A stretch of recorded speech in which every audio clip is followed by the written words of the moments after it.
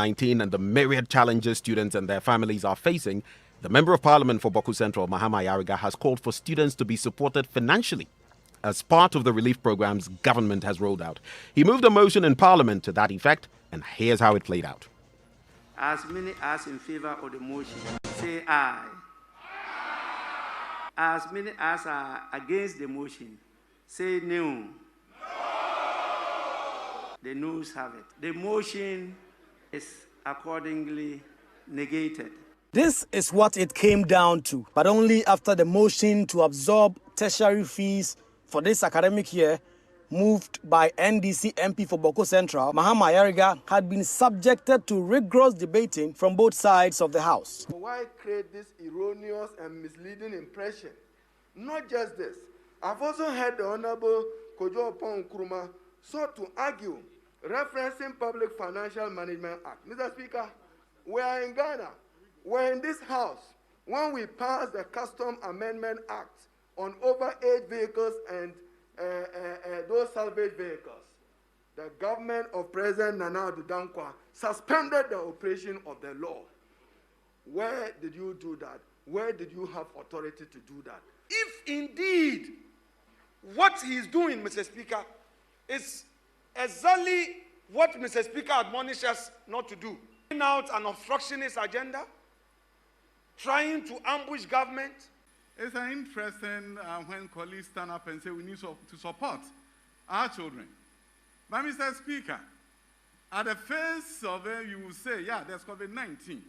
But Mr. Speaker, I have spoken with a number of vice chancellors who are telling me they don't know what is going on in this house. Studies Accra. In 2018-19, 67% of the students that they admitted registered. Mr. Speaker, the NPP manifesto acknowledges the times we are in and made some good, what I would call far-reaching and positive proposals. I recall the MDC manifesto as well, talked about the chamber policy. This motion, prior to the decision, had been postponed on 3 different occasions after both the NPP and NDC groups in Parliament failed to agree on the wording of the motion. But according to Minority Leader Haruna Idrisu, the actions of the NPP majority side will make it hard for the House to build consensus in subsequent business, a position Majority Leader Osei Chairman Sabonsu sharply disagrees with. But today's ruling for me is significant in many respects. Significant in the sense that building cooperation and consensus may probably prove difficult going forward, because this was our first opportunity to have had cooperation from those in the government or ruling party. It means that they are not ready to cooperate, they are not ready to build consensus. Well, actually brought to Parliament by the Member of Parliament for Boku Central, Mahama Yariga, yet it was thrown out. Tonight on Ghana Connect, we ask, what is the opportunity cost of failing to provide this relief? What do we stand to lose if we don't offer this assistance to students at the tertiary level? What are the benefits if we do roll out such an initiative? Ghanaians home and abroad will connect with us as we explore the subject.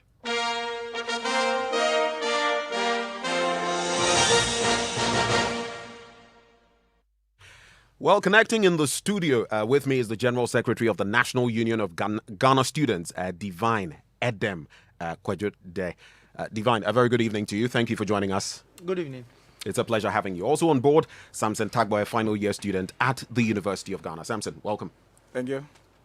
Now, we also have joining us Kofi Asari, who is the Executive Director of Africa Education Watch. I was just teasing him a bit earlier that when we're not fighting on social media, then we become friends in the studio. Kofi, a very good evening to you.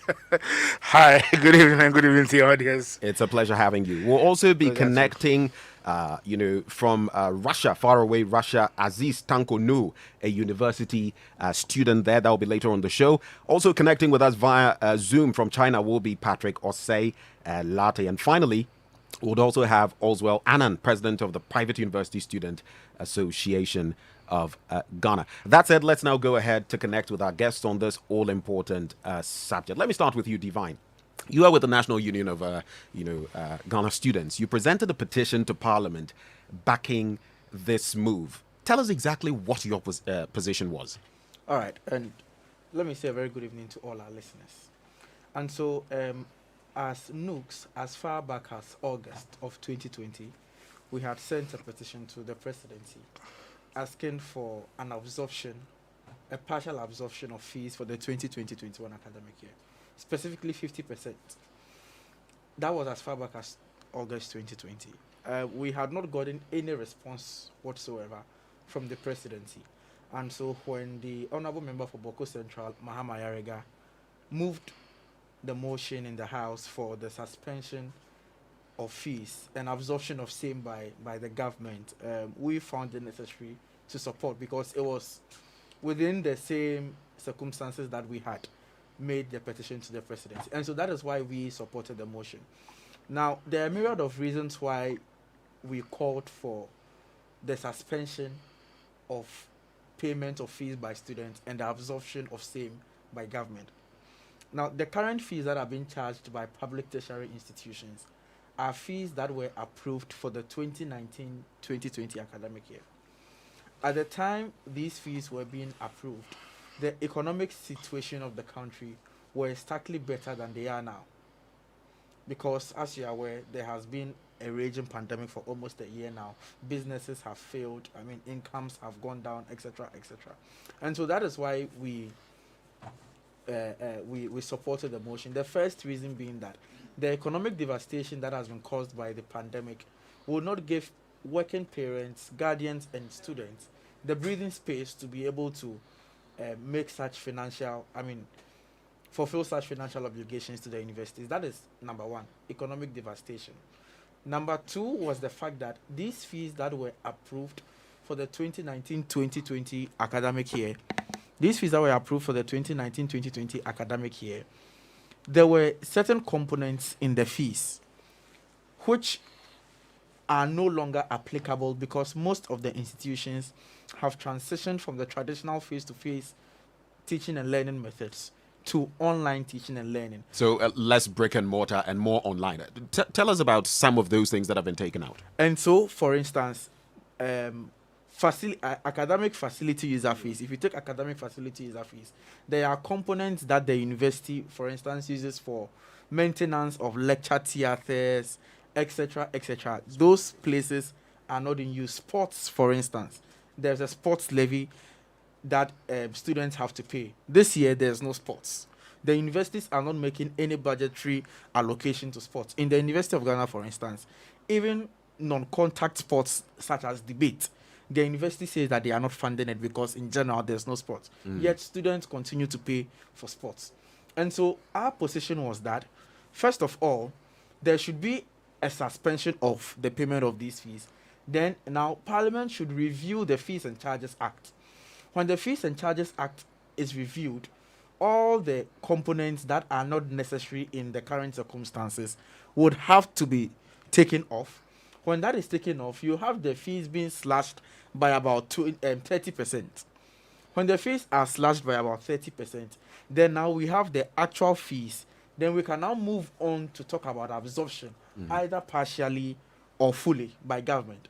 And so our proposition was even going to make it easier for government to be able to listen to us, because we were coming with a very well thought out proposal that all the components that were not going to be applicable this year, you take out those components. After you take out those components, automatically the fees are reducing by about 30%.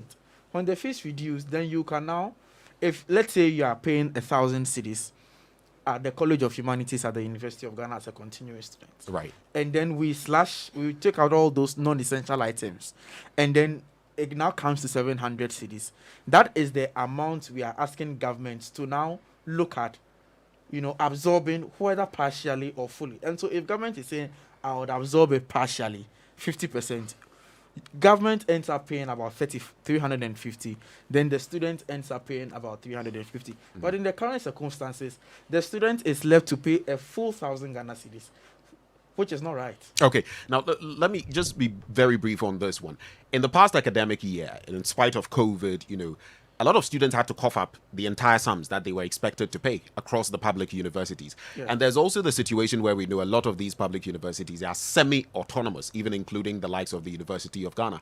Don't you feel that this is the time where contributing this, though you may not fully benefit, is the way forward to ensure the sustainability of some of these, tertiary institutions?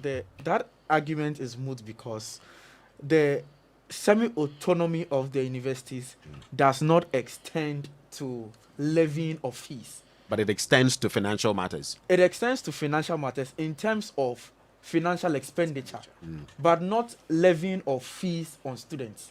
The law is clear that before you levy fees, it has to be passed by, it has to be approved by Parliament. Yeah. And so the universities cannot unilaterally, although they are semi-autonomous, they cannot unilaterally charge such fees.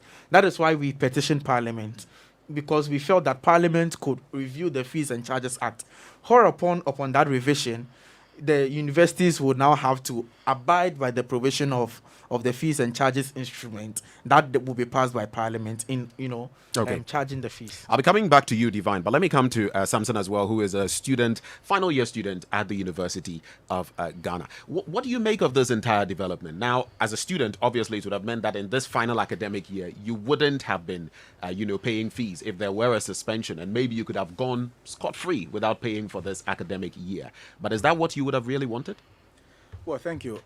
I was hoping that the motion so moved by the Honorable Mahama Ayariga, the Boku Central MP, will see the light of day, because it is in the best interest of all the lawmakers in our parliament to ensure that students who are equally affected financially benefit from the COVID relief program instituted by the central government.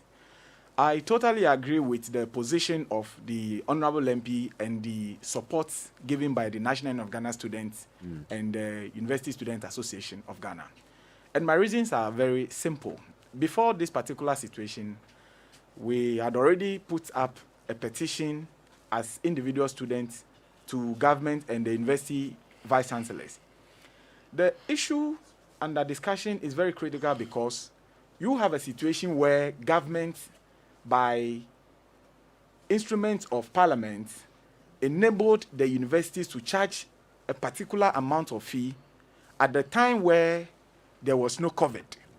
And so if the situation is such that today we have COVID and it has affected students negatively in terms of their financial fulfillment, and it has also affected parents, then there is every need for us to review that particular proposition from government, from the parliament.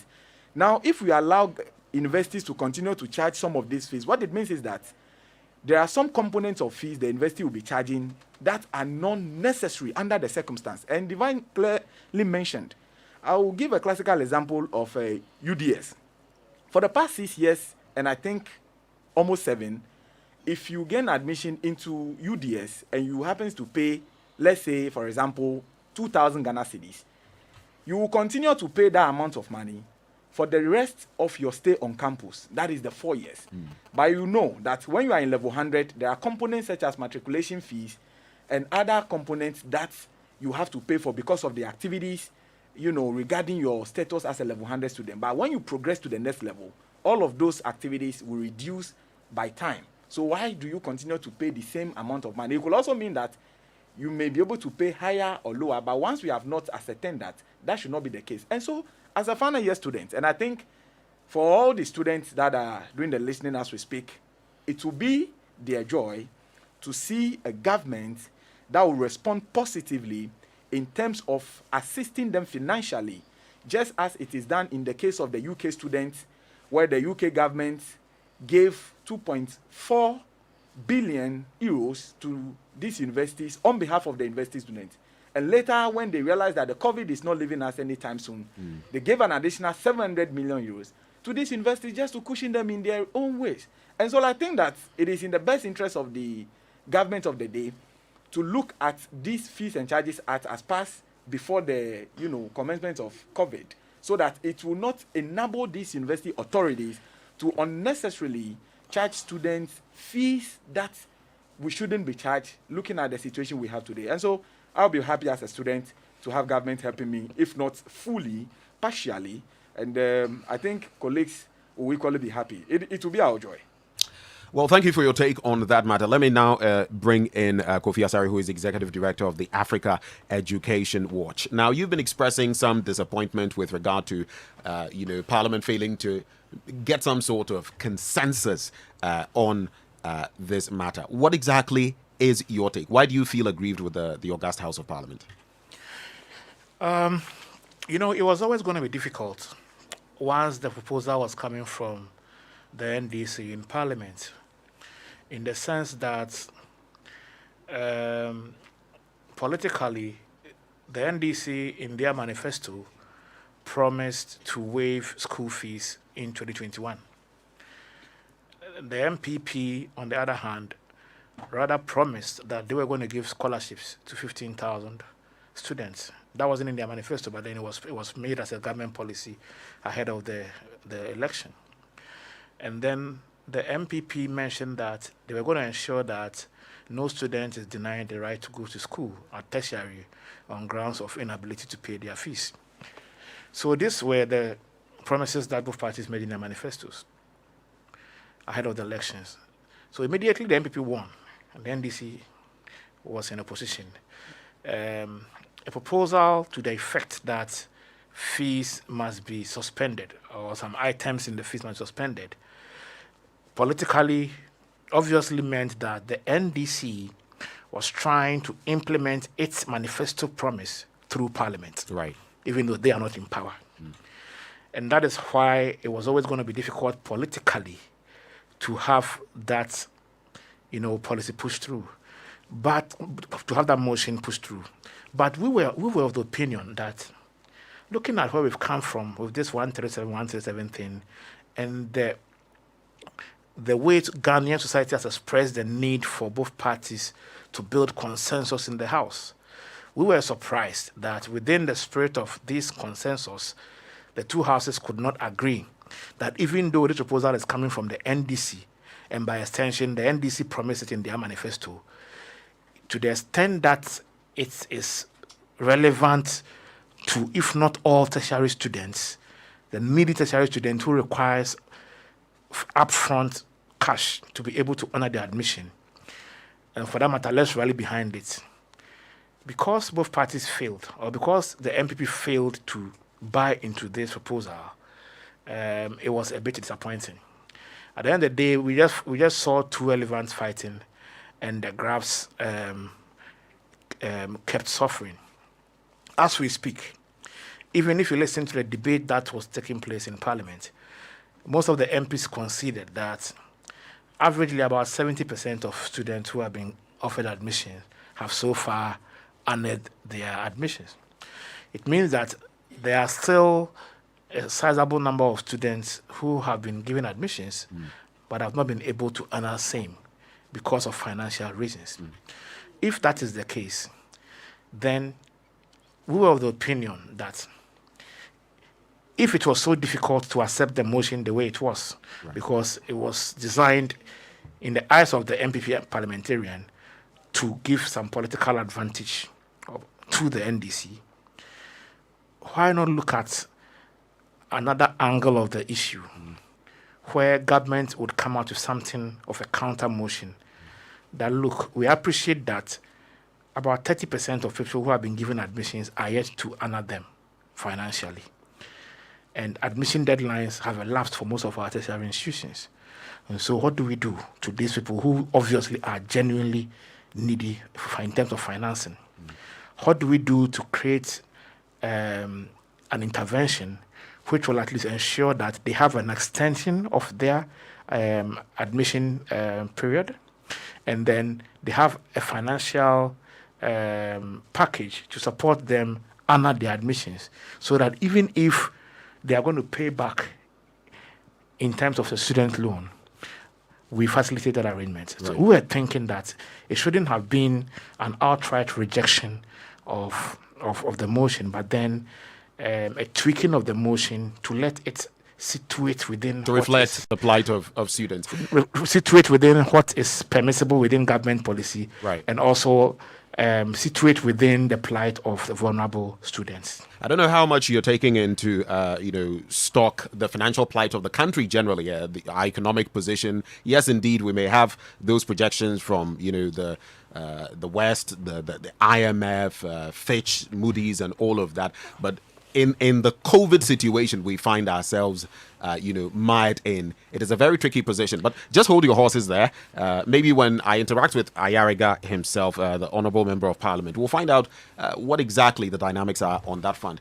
In case you're listening to us, of course, you can connect as well on 055 1111 997. That's on WhatsApp. That's how you can get interactive with us. 055 1111 997. Now let's go over Zoom now and connect with a number of those who are actually joining us from different parts of the world. We have Patrick Osei Latte, who actually joins us all the way from China.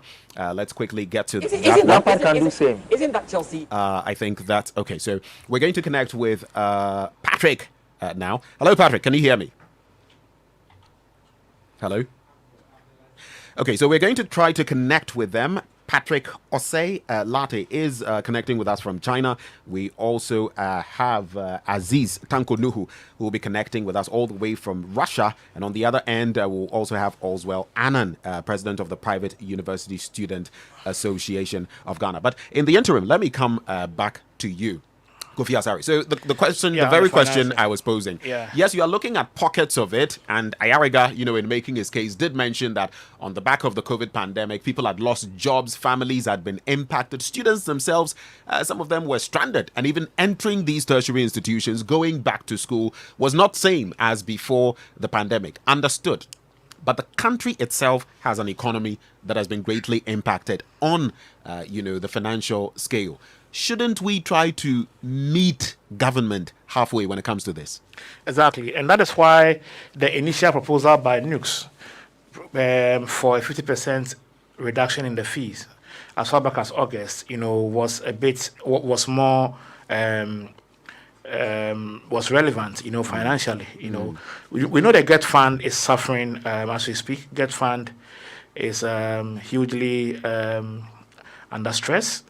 About a third of the GET Fund is used to service a debt that was secured by the Ministry of Education, among others, to expand secondary education infrastructure. And so you have a situation where immediately the GET Fund arrives, you have about $1 billion, and about 300 million or plus, about 35%, is actually going to service that debt.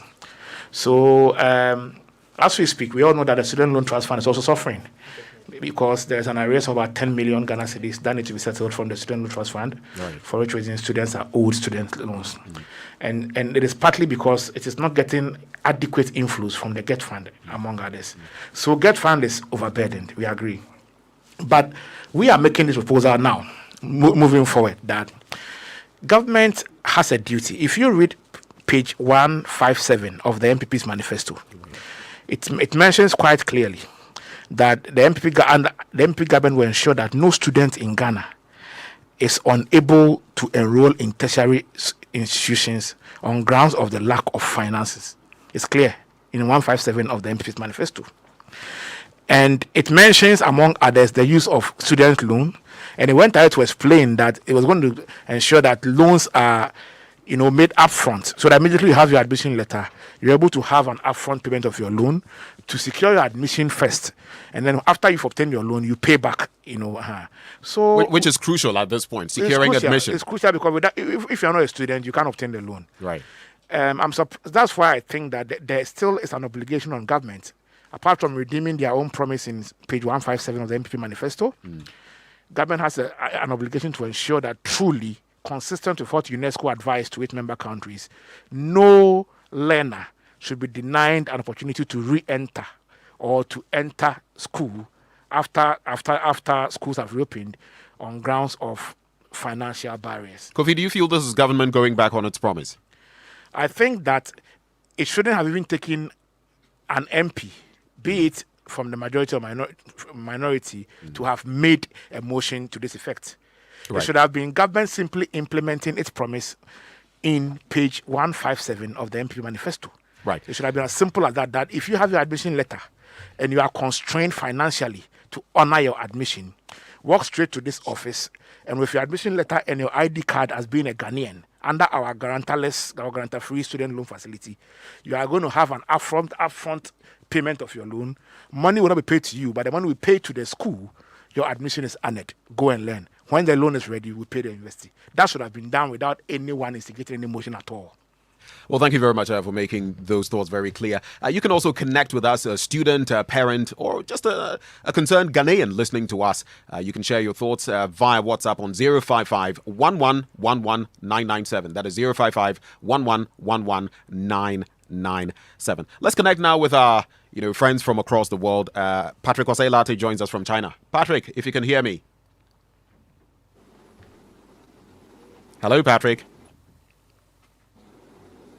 I think I hear Patrick trying to connect. Let's also try Aziz Tanko, who is in Russia. Aziz, are you on the line?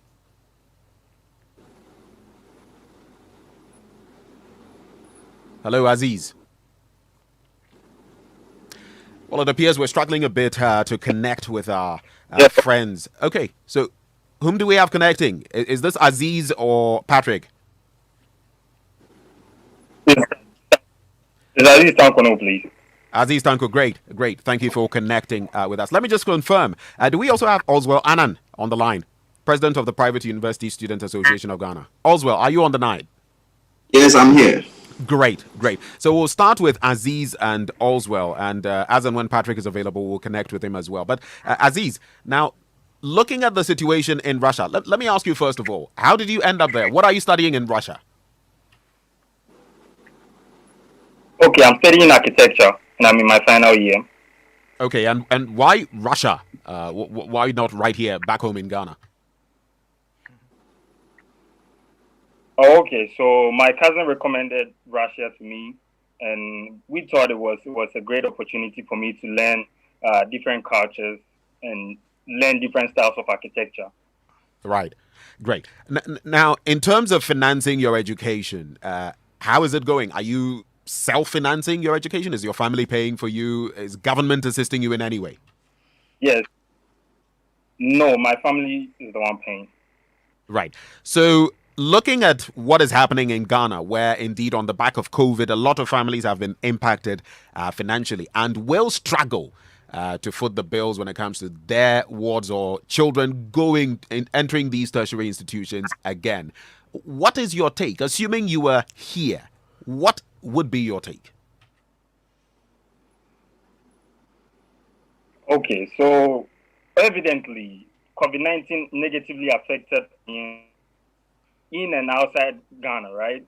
And I think what the government can do right now is to, support them or alleviate the financial burdens on parents and students in Ghana. So if they can take care of all the costs, at least they can subsidize and help the parents pay the school fees. Okay, so you are for subsidies. Now that we've localized the situation, tell us what pertains in Russia. What is it like there for students who are still in these third tier institutions? What is happening there? Okay, it's tough. It's tough over here, but basically we didn't receive any COVID-19 funds, or let me say COVID-19 relief funds from the government. But what Russian government did to support international students here in Russia is to increase the number of scholarships granted to international students, right? Right. And also increase stipends for international scholarship students here in Russia. So your stipends have been increased and more scholarships have been given out? Yes. Okay. So this year alone, 2020 alone, they gave 15,000 scholarships to international students here in Russia, please. Now, okay, so these are students who are already in Russia? These are students that are already in Russia. Right. Are you a beneficiary yourself? No, please. You're not a beneficiary? Okay. So looking at the impacts then, looking at the stipends that are... But do you get the stipends? No.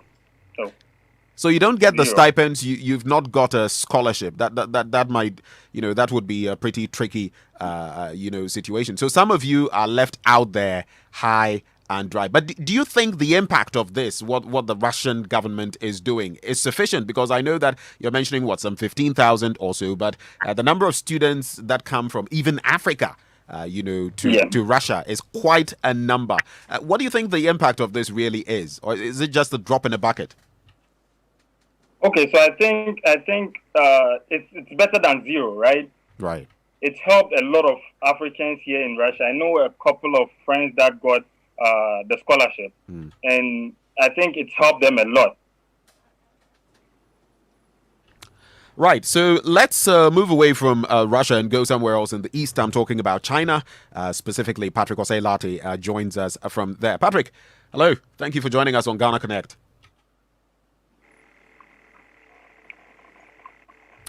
It appears we're still struggling with Patrick's line. Let's move on to interact with Oswald Annan, president of the Private University Student Association of Ghana. I know you're on the line. Now, one thing that often happens is that when there are boons for public educational institutions, you would find that the private ones sometimes are left out. As president of the Private University Student Association of Ghana, what is your take on this support that Mahama Ayariga was pushing for students at the tertiary level? Good evening to you and your listeners. Thank you also for this opportunity. Before I speak, I would like to take this opportunity to raise the erroneous impression in the system that mostly students who are in private universities are rich people and therefore they don't need support. The point is, when you look at the public universities in Ghana here, under no circumstance can all the SHS graduates or Ghanaian students who want to enter tertiary will get access to public tertiary institutions. Obviously, it cannot be possible. So the private universities are there to help government in terms of admission. So sometimes those who do go to private universities are the students who are unable to secure admission or other reasons they decided to go there. Yes, I'm answering your question. Personally, as president for Private University Student Association of Ghana, I totally subscribe to the motion that was laid before Parliament by Honorable Mahama Ayariga, especially with inclusiveness when it comes to private universities. We believe that the motion Parliament indeed considered it have ameliorated the change. This is why those pay less expensive when it comes to school fees is that government give them subvention. But with the private universities, there is nothing like that. So obviously everything is laid on the ordinary private university student, because the managers of private universities do not get access of funding from any angle. So in fact, if you want to do comparative analysis, we are even at disadvantage. And sometimes you cannot also blame the managers, because everything that they run is through the fees the student pay, and we all know the cost involved when running tertiary institution in Ghana or globally. And it is also undeniable the fact that the COVID-19 indeed affected everybody, every country, and all the institutions in this world. So we support the motion that was laid before the August House. Now, looking at the component that would affect you, because we're talking about public universities, public institutions at that level, but you are on the private level, so you would have wanted an extension of this even beyond the public universities to the private institutions as well.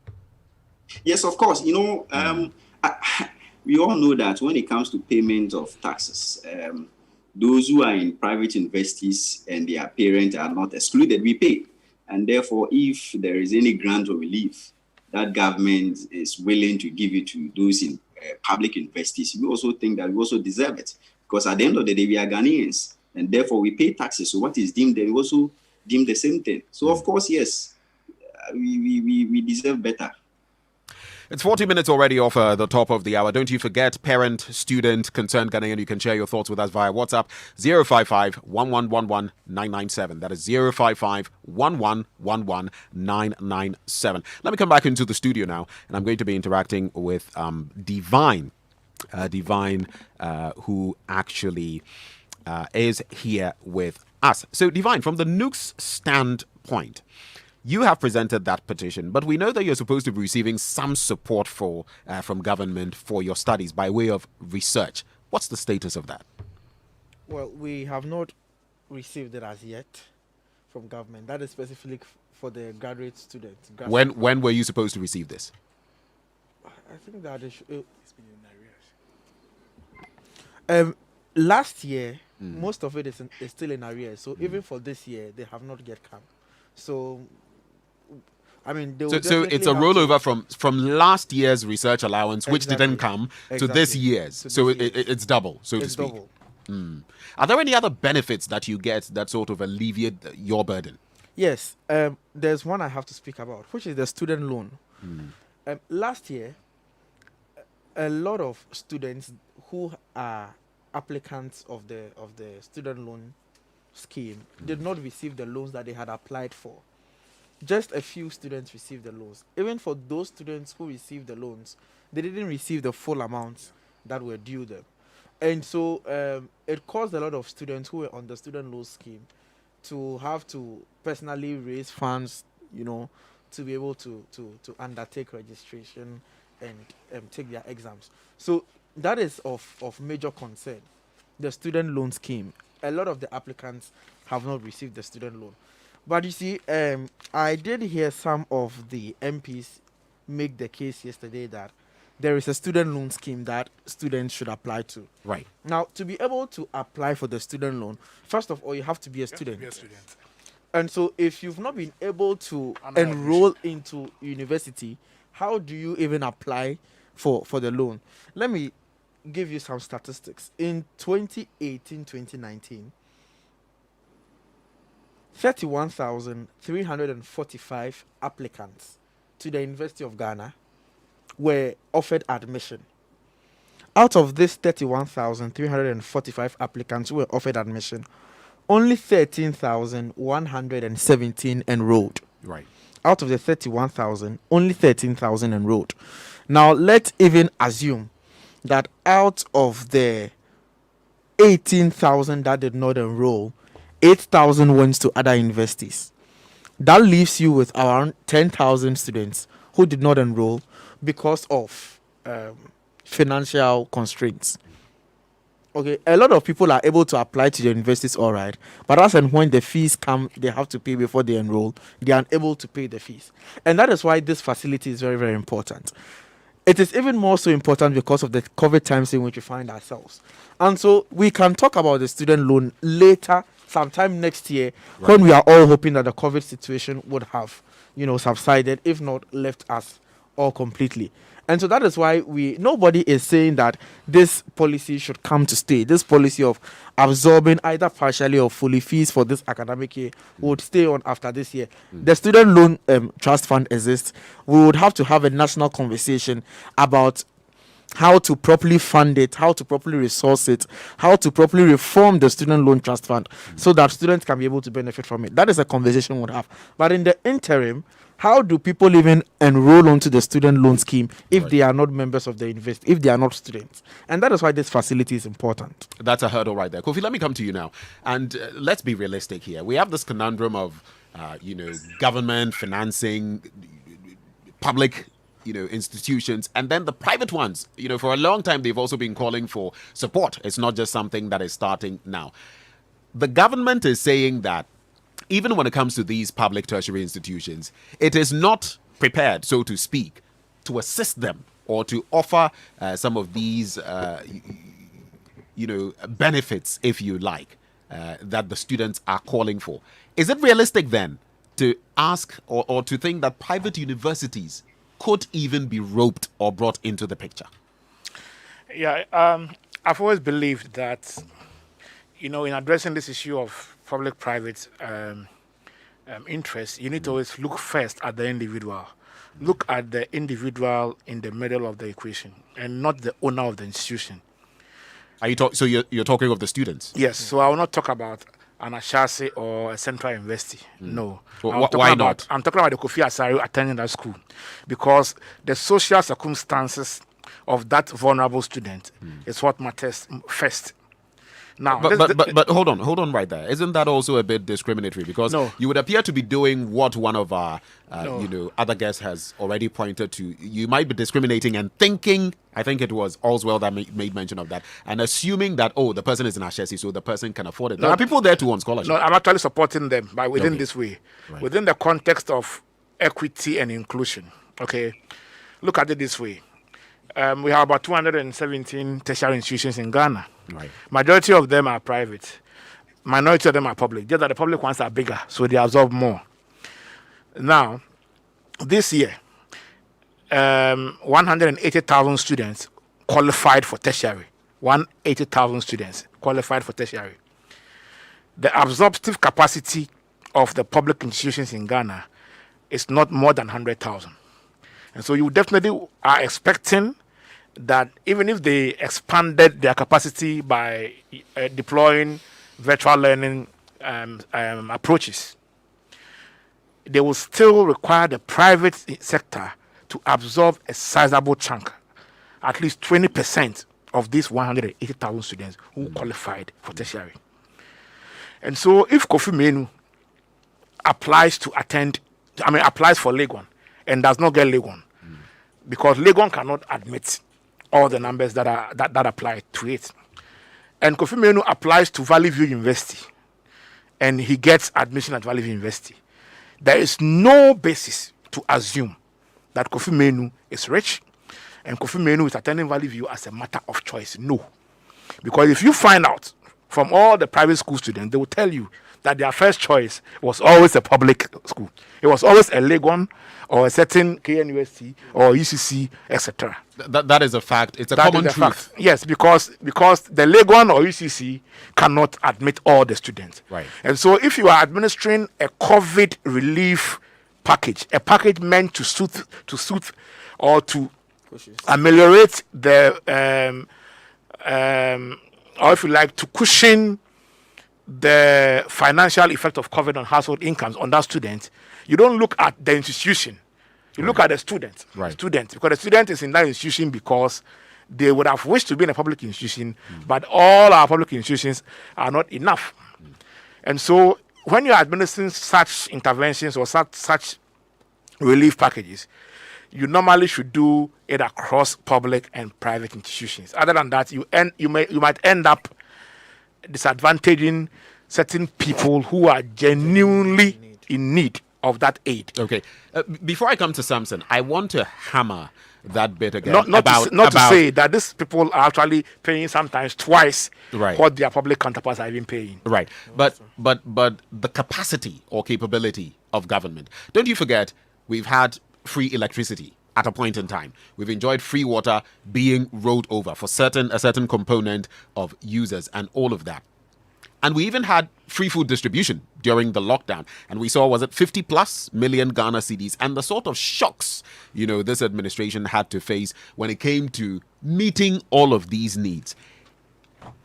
Can we do this? I mean, it's one thing saying we want to do it. It's another thing, getting into the possibility, the reality of doing this. Already our economy is reeling. Can we do this? And I'm only asking this question at this point because you are a policy person when it comes to education. Briefly. Why is it impossible to do this? If government wants to slash by half per NUC's initial request the school fees of even starters, I'm talking about freshers, okay, the 180K. That's about an average of about 800,000 cedis or maximum of 1,000 cedis per student. And that's about 180 million Ghana cedis. 180 million Ghana cedis is what government requires to slash by half all fees of freshers. Now, let me tell you what we did with 180 million last year. Last year, we spent about 80 million in buying calculators for WASI finalists, both rich and poor, everybody. We didn't buy the calculators for the schools to keep. To keep and be using it every year after exam taking back. No, we bought it and the students took them home. Last year, we spent about 40 million in buying food for students both in Tintimshe Primary and in Roman Ridge. We bought it for all private and public school students, junior high school students who were here. Last year, we spent about 20 million cedis in buying past questions for students. This tray is more than the 180 million I'm talking about. And so when it comes to the money, our challenge in Ghana, and for that matter in the education sector, is about spending efficiency. Right. It has scarcely to do with the, money being available. It's about spending efficiency. So it's not so much a case of a lack of the money. And don't forget that as we speak here, we are spending close to 160 million every year in paying teacher trainees who are in school to train as teachers, allowances for going to school, not loans or allowances. Bearing in mind that this category of trainees are among the only Ghanaians who have guaranteed jobs after they graduate. So the issue about funding has more to do with spending or allocative and spending efficiency than the availability of finances. And if I may add, It must be very brief. and if I may add, absorption definitely was not going to be full. That is number one. Number two, that is why we were talking about, first of all, slashing out some of the items that were approved in 2019. When you do that, you are reducing the fees by about 30% before you now absorb partially. Okay. If you've not sent in your message yet, we have quite a number of them, but you can send via WhatsApp 055-1111-997. We'll be getting to them shortly. 055-1111-997. Before we reconnect with Allswell and Aziz, let me come into the studio to Samson. Now, looking at where we've got in all of this, proposals made, Nooks presenting a petition, and even a member of parliament, Mahama Yariga, pushing it, it was not accepted. What is the way forward? Are you still going to pursue this as a student body? What are you going to do to, urge your student leaders to still pursue the matter? What's the next step, basically?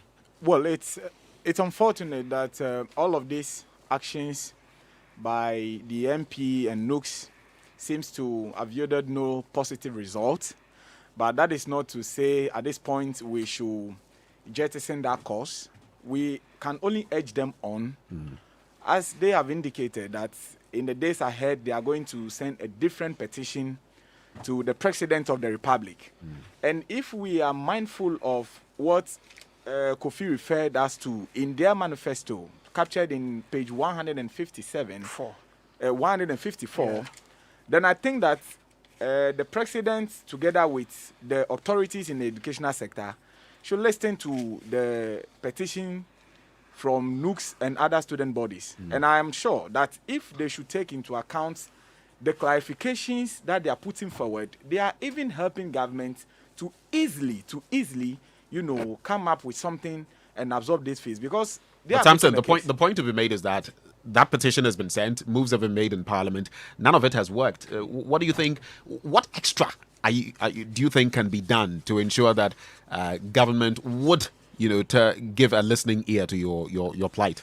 I think what extra we can do is to continue to remind government of their own, promise within their manifesto. Right. In the lead up to the election. So we cannot all of a sudden close our eyes on the very things they've promised when they were about, campaigning and looking for our power. So what extra we can go is to continue reminding them that, look, you have promised us that when we are voted into power, we will be doing A, B, C, and D. And these are the same thing that we are asking you. And so you're similarly resistant to, listening to our plight and comply with same cannot be accepted as the final decision of government. And I think that should be what extra. Okay. Let's go back to China, Russia, because we cannot connect with Patrick in China.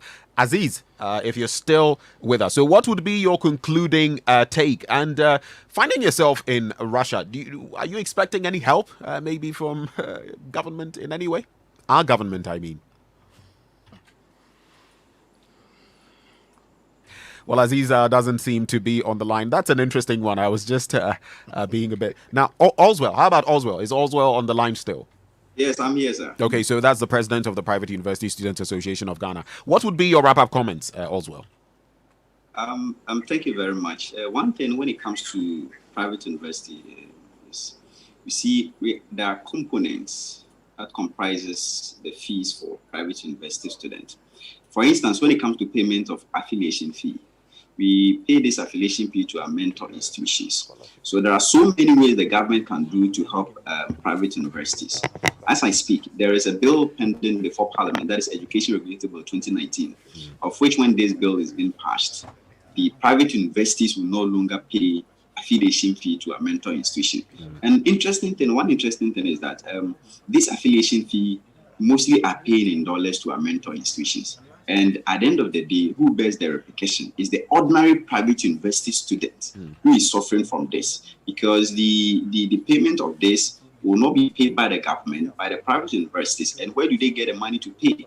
They have to tax the student to pay this. So what I'm appealing to government is that this bill must expeditiously be passed so that the fees that private universities pay will come down.